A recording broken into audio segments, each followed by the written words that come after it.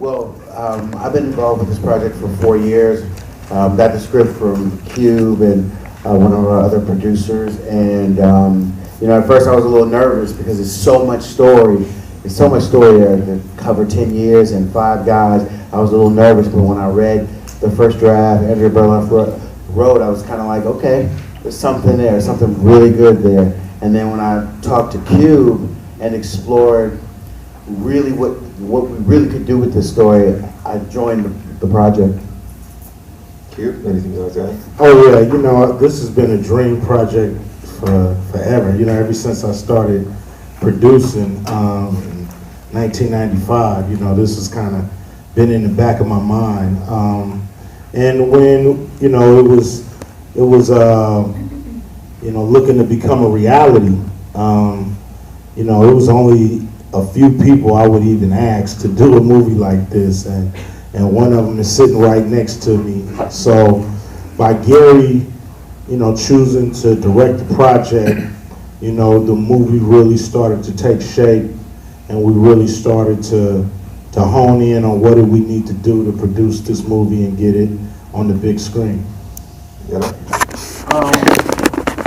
I think it was a great thing, you know, a great idea, because we didn't really realize 26 years ago after we doing Straight Outta Compton, you know, that it was such a good story and a lot to it. You know, happiness, sad, you know, all kind of business, you know, showing all the issues we went through, but we kept focused on what we did. Our passion was music, the lyrics, and we didn't let anything stop us. So, you know, it was just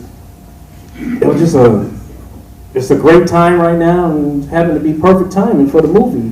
And it just, 26 years later, the music still sounds fresh.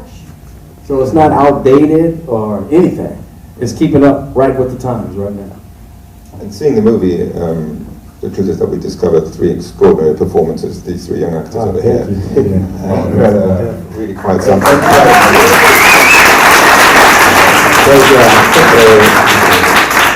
So, Jason, Corey, how excited were you to be a part of this? Oh man, super excited. I feel like I hit the life lottery, you know? Like here I am listening to Cube and Gary basically say, you know, this is like their best film and their dream come true and all that, but like I'm literally living all that right now, you know, like, so, I mean, the way I feel is just, I don't know, I can't even really explain it in words, you know, it's emotional. It's crazy. It's like Gary always used to say on set, you know, just keeping in mind the power of what we were doing. You know, we're making history about a group that made history. Right. But for us, it was just coming to work every day. You know, we didn't take it lightly. You know, they placed a story in our hands that we just wanted to do justice to. And thank you to, you know, G and to Gary, sorry. To Gary. To Gary and Cube and Dre and Tamika and to, you know, Yella and Ren and everybody, man. It was a team effort. It's a huge honor because we're speaking about NWA, but at the same time, you know, this is my family's legacy. And I'm just so thankful that the ball was in my hands. I was able to cement this in history, you know. It was hard work, 2 years of auditioning with Gary and things like that to put it into motion. And with the final project, I couldn't be happier. I like to say one thing. You guys did a great job, from Gary, all 5 of the actors. I mean, everybody. It was a great job. Well, it was an honor to tell the story. I know you guys hear that. It's really cliche. This story is really, really personal to me in a lot of ways. But I don't want to minimize what these guys did, because it was really, really hard. And, you know, you hear about great actors, you know, doing a lot to take on a role. And I had these guys go in the gym, and some had to lose weight, some had to gain weight. We went through DJ school. These guys recorded Straight Outta Compton. I had them record the entire album. I had these guys do so much in, I believe it was 8 weeks. It was like a 2-month period where they worked around the clock with wardrobe and their trainers, and they worked with Dub C, who was William Calhoun, where I got my start. He worked with them to perform on stage and how to walk, talk, and absorb the LA culture and West Coast hip hop culture, and they did it in such a short amount of time. It's a great feat what these guys did and delivered such a natural performance. These guys didn't come up and mimic. They didn't come up to pretend like Dr. Dre or Ice Cube or DJ Yella. These guys gave a world-class performance. I don't want to minimize their efforts at all. Thank you. It's on the screen now for the whole world to see. We have a first question over here. Yeah, my question actually goes along with that. For O'Shea, you're spitting image of your dad, by the way, and it's awesome. But so, being your dad's son, I'm sure you know his tics, his mannerism, but did you have to learn some new nuances to come up with your own version of this character, Ice Cube? And Ice Cube, did you give pointers to yourself? Well, if you really want to be technical, I've been doing my research for 20 plus years. It was certain things that just to put me into that time period. I know solo Ice Cube. I know that guy. I gotta kind of dip into how he was or hang around with his friends. How he acted and things like that. So I would look at old interviews. See how they were joking around or get some of his lingo, that you know what I'm saying, and just stuff like that. Just to kind of put myself back in that era. But that's what my research was for, really. As far as me, what I did with him, I just wanted to give him all the ammunition he needed. I wanted to let him know what I was thinking at the time, my perception of everybody, what I thought of, from Jerry Heller to Easy, Dre, Ren, Yella, just so if he did ad-lib or he did go off script, he would have that ammunition to know how to address this one, address that one, and just how to be in the scene, because, I knew Gary wouldn't go for anybody being a mimic, so all I knew is that I could just fill him up with information and then let him do his thing. And, he developed into a great actor and during this process. So, I had total confidence in him and in Gary to deliver this role. And then really imagine what he had to go through. It is funny in the room after, we deliver the movie and we feel really good about it, but the 20 years that he mentions, it only counts if you know you're going to play your dad in the movie.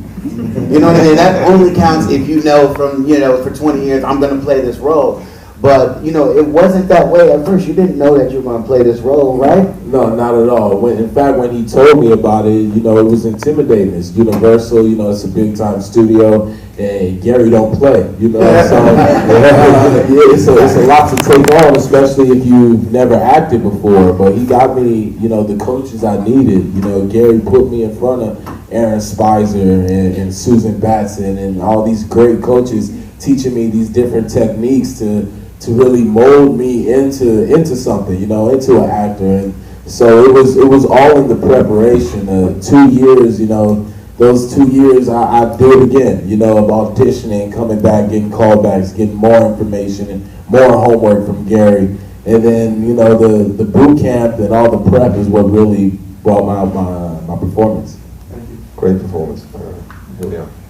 Good afternoon. What I'd like to know is the people or the critics that would have roasted NWA and wanted to crucify him 25, 26 years ago, and the same guys that'll turn around now and praise the movie, what would you say to them?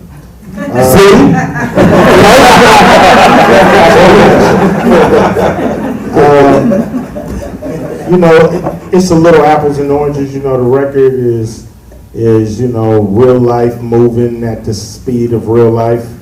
This is a movie that looks back and it's a piece of art, just as much as is speaking on the things that we were speaking on. So I think I can imagine you appreciating this movie and still having a problem with the group.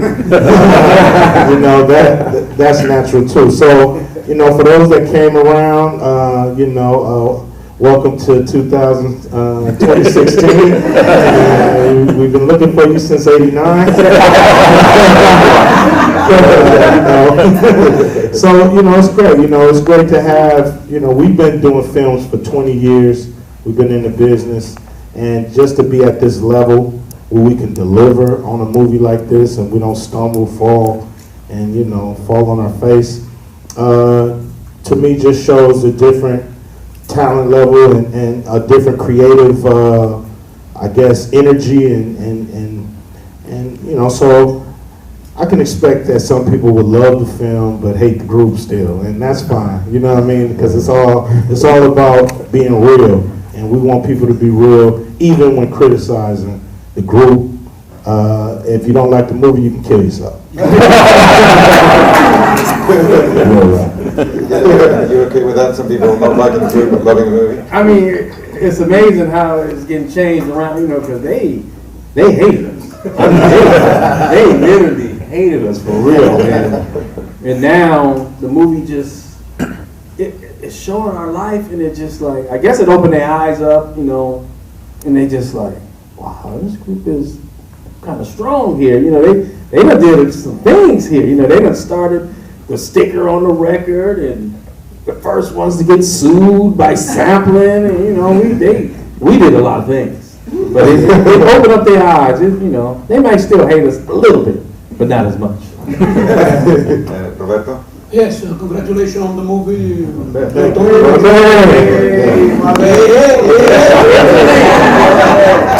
Okay, you all know some shit has got to be said. That's right. The authenticity of the three characters compared to obviously being DJ Yella and Ice Cube and Ray, it goes through the movie. And sometime in history there are situations which 20 years from now, this is history. Like, I'm not going back to the Second World War, the Middle Ages, some other stuff that you're going to say, do you remember when that thing came out? This is, for that period of time, Reagan, the crack houses, the Rams, the Daryl shit, this is history for Los Angeles. And my question, ultimately, is why did you have to come out from Compton? Why not, like you, and also all of this came out of passion. You told them to fuck off and you went to New York to do your second album. Dr. Dre told Big Shit, fuck you, keeping the shit and going whatever. All of this comes down to what you feel about, making history. Well, it's amazing that after all this time that the group, still provokes thought, controversy, it still provokes the same energy that it did back then, so that's kind of remarkable. And, we did a lot to change the texture of entertainment in a lot of ways. If you think of how entertainment was before NWA compared to how we are after NWA, and I just think we just opened it up for artists to be themselves and not to put on the mask of, I got to be a good guy in front of the camera, and so I just think we just open entertainment up, and we just open artists up to truly be themselves and not have to worry about, trying to portray a squeaky clean image.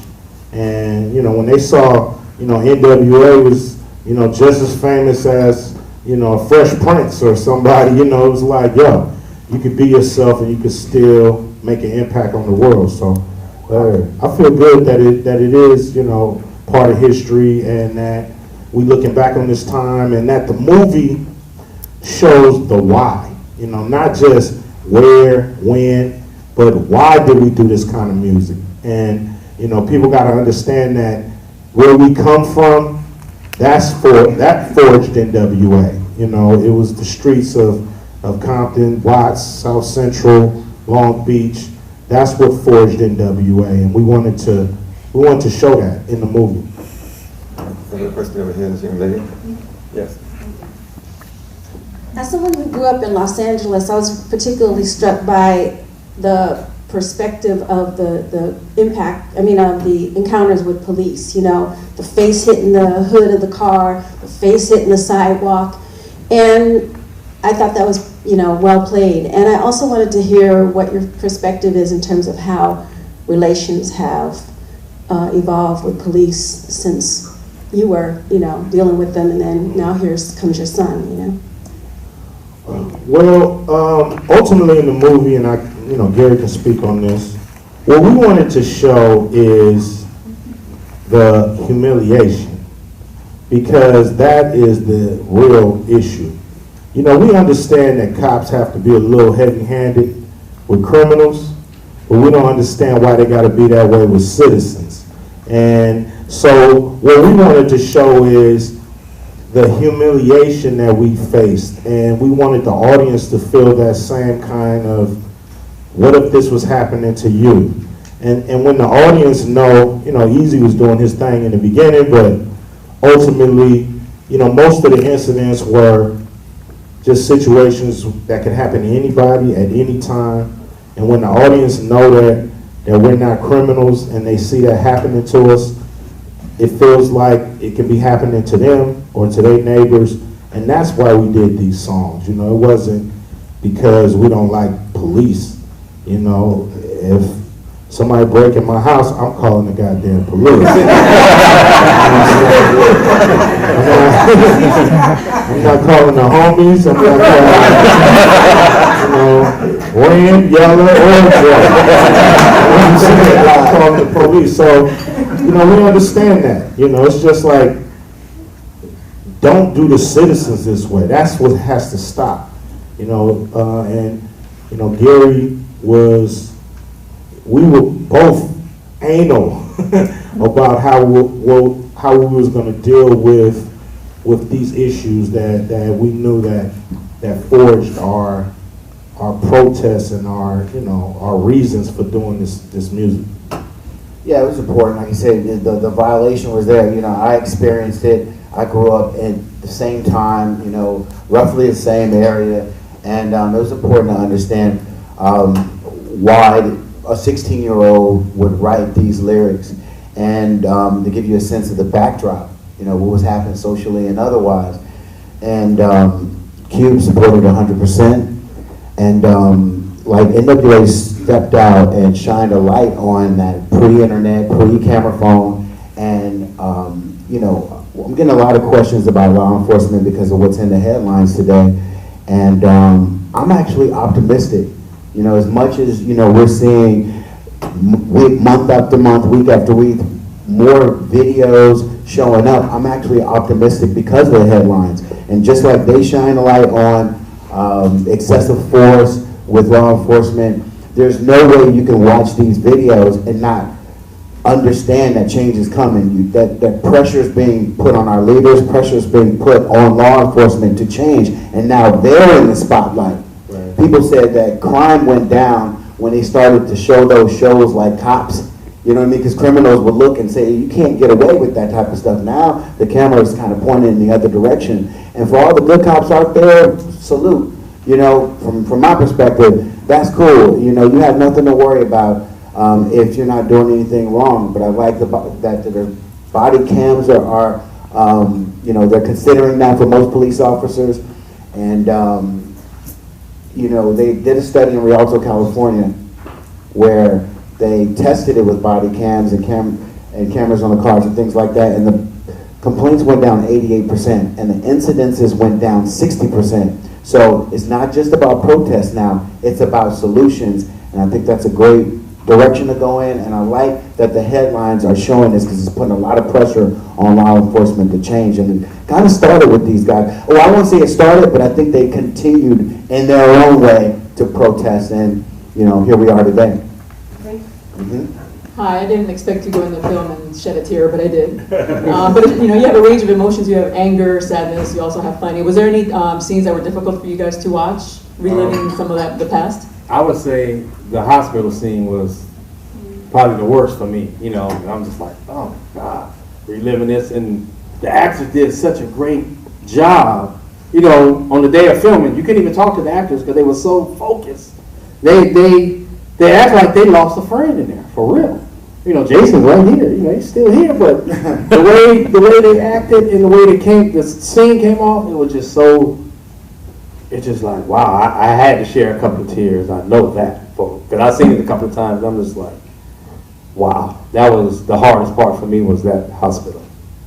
Yeah, I mean, and putting the movie together, me and Gary, we was, you know, editing this movie, you know, back and forth a lot, and, you know, I would find myself, you know, putting the movie together like, whoa, you know, tearing up, welling up, you know, it was emotional in a lot of different areas, you know, seeing, you know, Dre, you know, brother dying, and the reaction to the group, you know, was pretty hard. You know, seeing seeing Easy, you know, get kind of cornered, you know, in the studio was kind of rough, and you know, the hospital scene was real rough for me. Even shooting it, we had to walk out a few times. Jason, or your show, what do you want to say about that? Thank you. First of all, like, you know, that really feels good to know I hit the mark. But it was, you know, it was all in the grand scheme of Mr. F. Gary Gray right here, because I remember that week, they actually called it the Easy Week, and it was the week before last, you know, of shooting. And by that time, we had built up a brotherhood that felt like, you know, like when they saw me, they didn't see Eazy-E. They was seeing Jason in the bed, like, what are you doing, son? You can't die. You know, what's happening? And it was, I remember you could just cut it with a knife. It was so thick, you know, and everybody was so quiet. And, you know, even if I tried to talk to people, they're like, no, we get it. You know, you need a break. We understand. Right. And I'm just like, man, you know, it feels good to know that, you know, I can have that creative module, you know, to be able to really show, you know, what I have. This is like going to change my life forever, you know. You know, that was an amazing moment for the cast, because, you know, we really set out to make sure there was an organic bond in rehearsals, that I wanted them to build a friendship, and they did. So when we shot that scene, I remember when Neil, who plays Yella, saw him in bed, he literally could not shoot part of the scene. He had to go in the other room because he couldn't see Jason there laying like that, because the performance was so good and so realistic that it really affected him emotionally.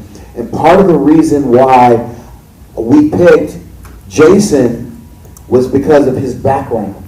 He had heart and street credibility, and I knew that one of the moments, I knew when he performed that scene, he tapped into his experiences on the street for real. It wasn't a thespian moment. He tapped into some of the experiences he actually had in real life, and that's the reason why that moment was so emotional for all of us. I cried when he did it, because I couldn't see my friend in that much pain, and that's, again, the reason why I think the performances are outstanding, because they tapped into what's real, and we created something that was very real for them to access when they perform.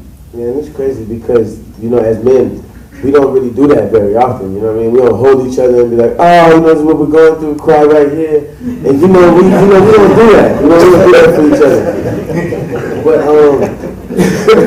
you know, Gary was asking me, like, you need anything? You know, because he had me in the trailer, like, bro, you know, I can't really take your word for this part right now. You're going to have to show me something. You're going to have to crack a tear, let me know where you're going to go with it. You know, you got to give me some type of... And I'm like, you know, as long as I feel emotionally safe to be able to let go, I'm going to let go. I got so much to cry about, you know what I mean? Like, I lost friends shooting the movie. They called me 5:30 in the morning like, man, they done got down. You know, people getting killed, people going to jail. And I'm like, wow, I'm being supported through all this. And I'm like, I'm supposed to be living the dream, you know? And then I get this amazing opportunity to just let go. And I'm like, trust me, G, I got some stuff to cry about. Don't even trip. You know, and by the end of it, he had to come get me. Because I'm like, look, I can't stop.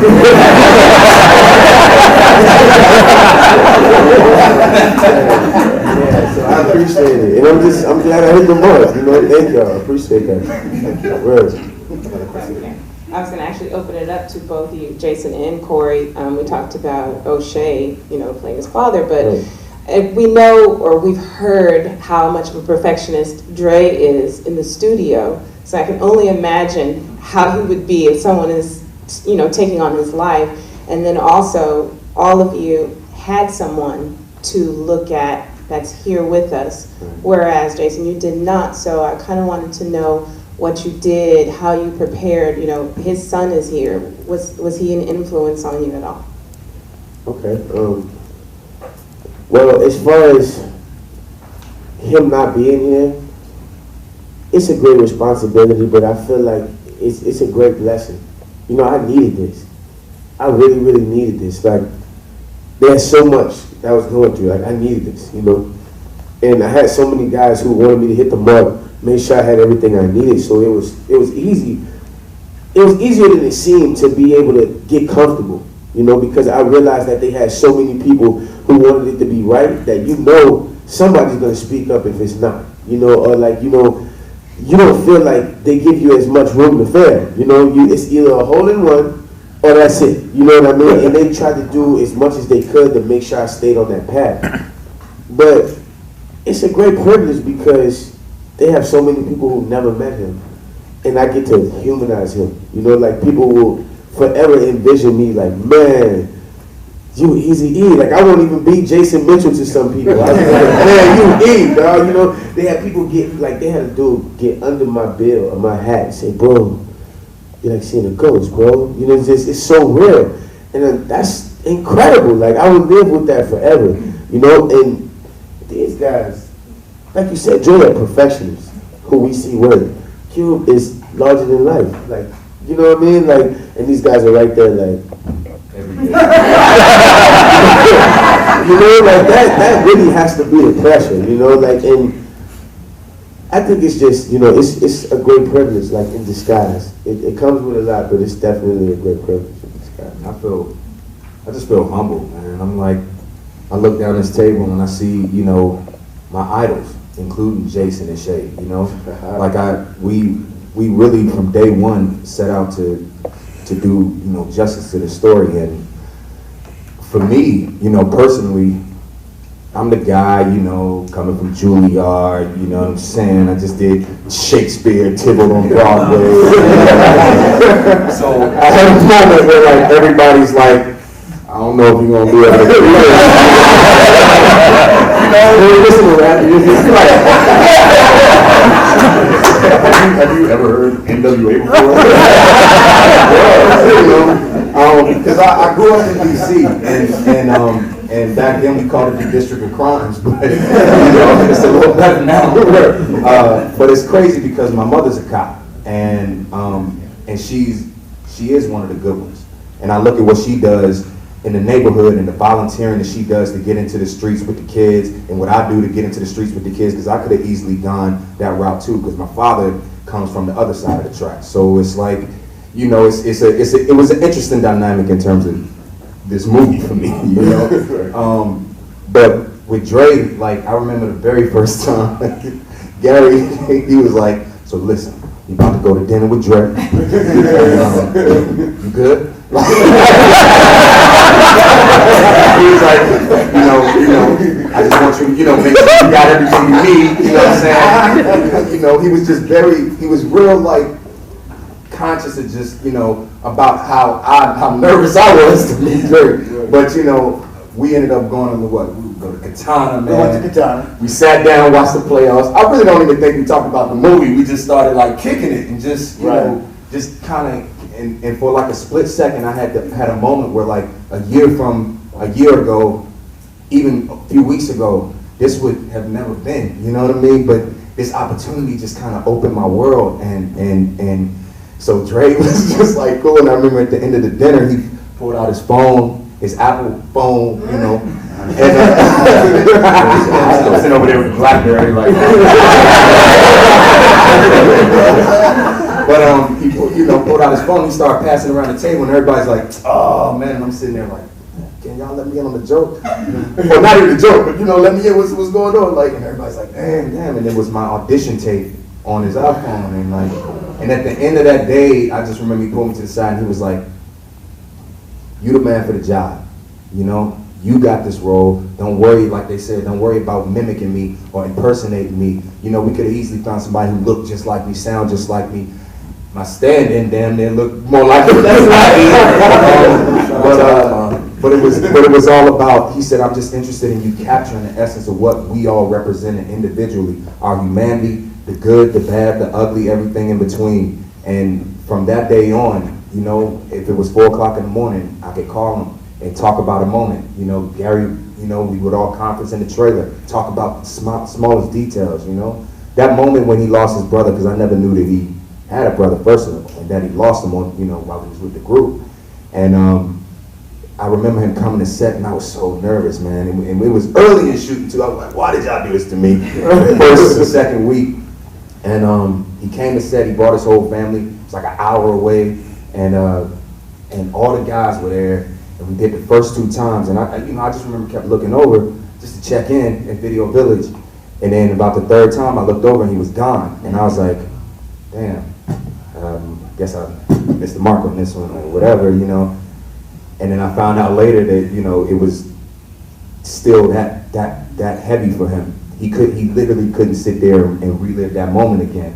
And give props to where it's due. Your performance, you killed it. Took him back. Thank you. It took him back. You can't say it, but I can. Thank you. You sunk right into that moment, and it took him back to that moment, and it was an incredible experience. And I was right there. We're in Video Village, and he's watching the monitor, and you know, this big guy who you don't normally associate with with vulnerability became so vulnerable in that moment because of your choices. Right. He couldn't stay. Yeah. And that's, I mean, thank you, man, but that's a testament to these guys right here, including Aldous, who plays Ren, and Neil, who plays Yella. Like, that was an early moment where we had already established the brotherhood, but that moment, you know, early in shooting, right, we locked in, you know, and we went on that journey, and it led to, you know, we had the fun in between, and chronologically, you're a genius the way you shot it, G, because by the time we ended principal photography with Easy's passing, it was just like, everything was in pocket. So, right, hats off to you. Thank you. Thank you.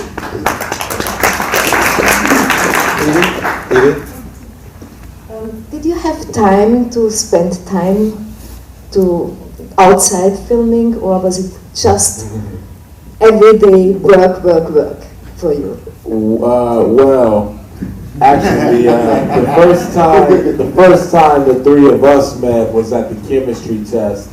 I walk in there, you know, I've never done movies, I don't know how chemistry tests go or nothing like that. I just think it's gonna be me, a Dre, a Easy, and we gonna knock this out. I get there, I see a Jerry Curl, you must be going for Easy. How you doing? My name's O'Shea. He looked at me, he said, no, I'm going for Cube. I got some news for you. You know, so now I know the game plan. You know, I need another cube. So now there's 3 cubes here. There's 3 Dre's and 1 Easy. Right. And they never told I had the job. Yeah, Gary had already made his decision. We don't know that yet. So, you know, from there, they got us mixing, matching, you know, trying to find the perfect combination. And then when it was these 2, you know, when the 3 of us were working together, you know, Gary could throw something at us to improv, and we would bounce off each other. You know, you could kind of, you felt it. And there was even a moment where we were like, you know, by day 3, we like, this is it right here. You know, you guys cheated. They did cheat because they decided they liked Shea better than the other guy. The performances started to sink with it. So I knew what was going on. So, you know, that's the first group huddle of many. But you know, when I met my man Jason, you know, we chopping it up, you know, you can kind of feel when it's a good person around, you know. And it was his first time in LA, and they was ordering pizza. I was like, you gotta go to In-N-Out. Right? So, you know, I took him to In-N-Out, you know, and the next day, you know, me, him, and Corey, we was all kicking it, and like, we just been bonding ever since. And, you know, we had to jump Neil and Aldous in, you know, initiated into the group, and, you know, Gary really worked on us building that chemistry because it has to translate on screen. You guys got to be lifelong friends right now. You know, it has to happen. And he would do things like call for rehearsals, and we're waiting for Gary to come down for the rehearsal, and you know, you're doing a million other things. 1,000 other things all around LA, and during that time that you waiting, you guys are talking, and you guys are having conversations, you guys are getting to know each other, re-recording the album, you know, we really critiquing each other, trying to get each other to sound like the artists we're portraying, and just things like that we really built a brotherhood. We really are friends to this day. We're in a group chat, all 5 of us. You know, it goes down. Right, and then now my walls cut. It's usually 2 other people. These are tactics that I use for Set It Off with Jada Pinkett and Queen Latifah and Kimberly Elise. The same with the Italian Job, where I had to have a group of people come together and have an organic relationship. So they sunk right into this process, and it worked out well. That's dope. A question in the back of that. Hello, everybody. Hi. Hello. Cube, you made one of the greatest diss tracks of all time, Oh, No that's Vaseline, right. which obviously plays a pivotal part in the film as it relates to your shared history. Cube and Yella, I'd love to hear how you, Dre, and Ren, in order to make this movie, discussed that time in your shared history and those tracks that you exchanged. And then, for the entire panel, since we now are living through a comparatively polite time in rap beefs with Meek Mill and Drake, I'd like to hear everybody's vote on who is winning that beef right now. First, I'm just here so I don't get fined. With us, you know, it wasn't never a discussion. You know, we just wanted to be real. We wanted to be honest. You know, we all got blemishes that we wanted to show. You know, we didn't mind. And we were looking for them too. You know, it was like, we not hiding nothing. Anything we know about your boy going in the movie. You know what I'm saying? So I just think we've always been like that with each other, just honest.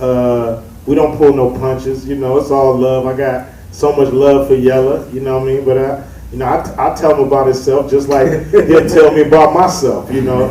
And it's just a part of our history that we wasn't gonna just gloss over, you know, especially if Gary Gray had anything to do with it. He wasn't gonna let us gloss over anything. So, you know, it's just something that we kind of did without having to, you know, ask each other, look for each other's shorthand, or saying, is this cool or is this right? It's like, let's just do what's great for the movie. Right. I mean, it was a big part in the movie, you know, and I love the way Neil played it off when it stopped. He said, "Yeah, I like that," you know. Gave us props, you know. Hey, he got us. But you know, we all in a bond. There was 5 of us, now it's 4 of us. You know, this fraternity, you can't buy in it. You had to earn your way in it. And we're going to be friends for the rest of our lives. Yep. Until we old and can't hardly move. So, you know, hey, great job. Yeah, man. And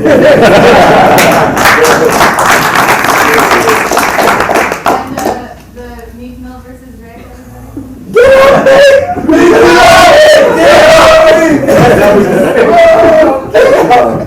Yeah, man. They'll make a movie about that one day. Let's stay on the Straight Outta Compton right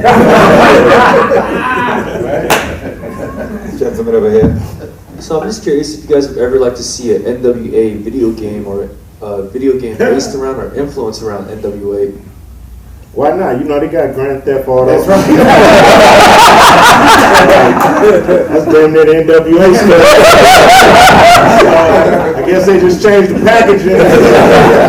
We could start getting some goddamn royalties. Landing like that. Easy walking down the street. I think we have one more question, Giovanna, over there. I really love the Paul Giamatti in this movie. I'm very proud to be part of this movie. So I wanted to know why did you choose him and how you consider this manager he was a real manager. How much of the movie is real about this character? Well, my first experience with Paul Giamatti was on The Negotiator. I directed him early in his career on The Negotiator with Kevin Spacey and Sam Jackson, and I had a great time with him then. Amazing performance. He played Rudy. And when I read this script and I thought Jerry Heller, Paul Giamatti was my first choice. Absolute, very, very first choice. We had to consider others for other reasons, but when the casting conversation came up, he was my very first choice. And that's it. And as far as Paul portraying Jerry, we just did quite a bit of homework. Jerry wrote a book called Ruthless, and a lot of those details of his relationship with Eazy-E and Ruthless Records were in there. And Paul did his homework, and I'm just lucky I was able to get my first choice. It doesn't always happen that way in the process of making film, but I was lucky across the board to get the cast that I wanted and needed to tell this powerful story. Yeah, with Paul and with the Jerry character, we knew it was a great opportunity to cast a well-respected actor.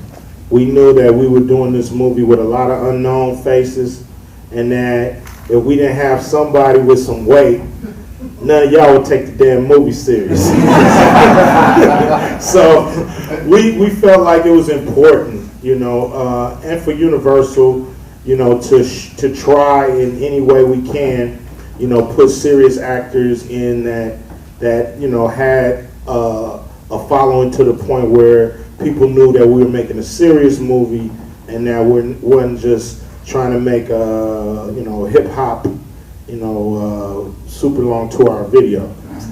So that was important. And as far as Jerry Heller's concerned, he was always a champion for the group. When it was about NWA versus the world, Jerry Heller would jump out front and fight. Now dealing with us individually was a different story. But as far as being a champion for the group, he always fought, for our right to be who we are.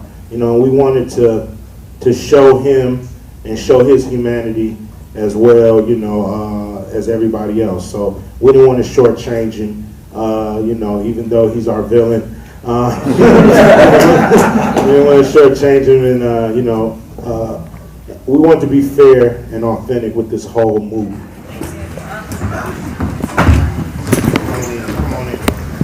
Come on. I hate these guys.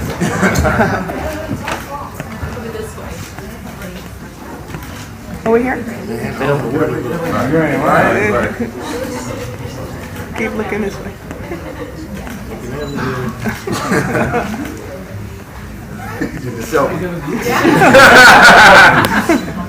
Wait a minute, before we end this, can somebody take a picture? Somebody grab Hey, y'all send it to me. Thank you. Yella's camera. Yella camera. Yella's gonna send it to everybody. Hey, David, in the middle, please. Yeah. Everybody, David's camera in the middle.